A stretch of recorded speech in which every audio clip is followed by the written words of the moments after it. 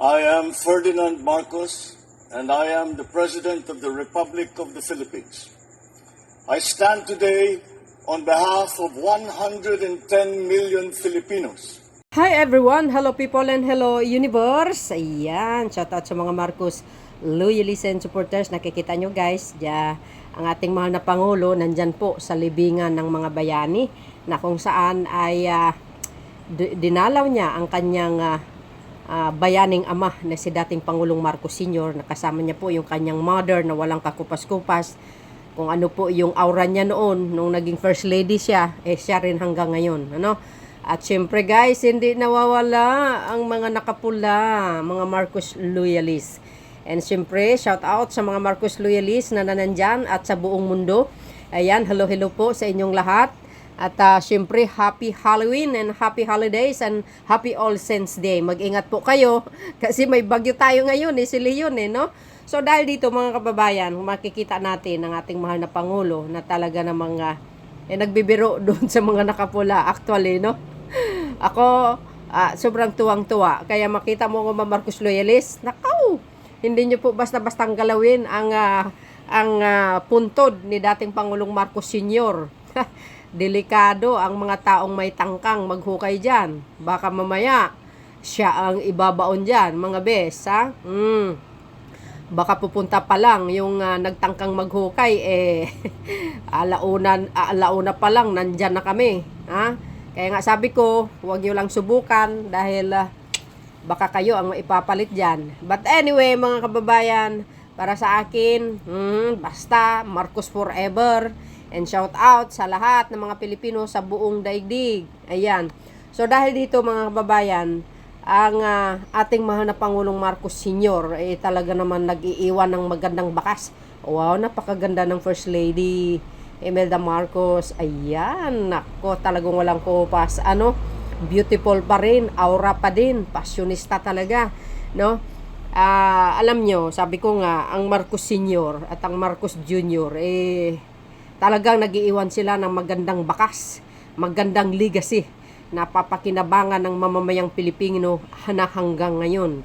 Sabi nga ng Pangulo, yung mga naiwang hindi natapos, no, ng project ng kanyang ama ay kanyang itutuloy mga kababayan. So dahil dito guys, pakinggan po natin ang kanyang mensahe. Okay? Nais ko lang pasalamatan kayo lahat na nakisama sa amin dito ngayon sa Undas para sa pag-alala ng aking minamahal na ama. At lalo-lalo na itong mga pulang t-shirt, matagal ko nang hindi nakita. Kaya naman naging makabuluhan ang aming Undas dahil sa inyong pagdating at lalong-lalo na dahil nararamdaman namin na mula sa inyo ang pagmamahal ninyo at sa aking ama at sa pag-alala sa aking ama. Maraming salamat sa inyong lahat. Alam niyo, pagka meron tayong patay, nakalagay dyan, RIP, rest in peace. Siyempre, yan din ang ninanais natin para sa aking ama. Ngunit hindi sapat na sasabihin lang natin rest in peace. Para mag-rest in peace ang aking ama, kailangan ipagpatuloy natin ang trabahong sinimulan niya, ipagpatuloy natin ang pagpaganda ng Pilipinas at ang pagmamahal sa Pilipino. Kami po, kasama ng mga miyembro namin at ng tatay ko na presidente, ay tuwang-tuwa na makiisa sa nitong November 1 para dalawin ang puntod ng yumaong ating Pangulo na sa tingin namin ang pinakamagaling na Pangulo na namuno sa ating bansa. Sa ngalan po ng Firm 24K, kami po ay nakikiisa sa pamilyang Marcos para gunitain ang napakagandang alaalang iniwan sa atin ng ating Pangulong Marcos na sa ngayon ay nakikita natin at nadarama. Matagal na siyang wala, pero lahat ng kanyang ginawa, nadarama natin at ginagamit pa natin. Tama. Masasabi ko nga sabi nga ng tatay ko lagi, after Marcos, what more? No more. Ang One Movement po ay committed na all throughout nakasuporta po sa ating Pangulong Ferdinand Bongbong Marcos Jr. Of course, yung pagsuporta po namin sa kanya ay kasama na po ang lahat ng kanyang mga programa at activities. Nagpapasalamat po kami sa ating mahal na Pangulo sa kanyang katatagan, sa kanyang paninindigan, at sa kanyang mga major accomplishments na sobrang sipag at halos nakikita po namin dahil kami po ay nakatutok sa kanyang mga programa. Talagang napakasipag niya at napakadaming programa at proyekto na ginagawa niya. Kaya ang One Movement po ay hindi rin pong tumitigil, tuloy-tuloy din po yung aming pagsuporta at paggawa ng mga proyekto na nakalinya po sa kanyang programa. Ito pa mga kababayan, no? Titingnan natin yung highlights, okay? Ayan.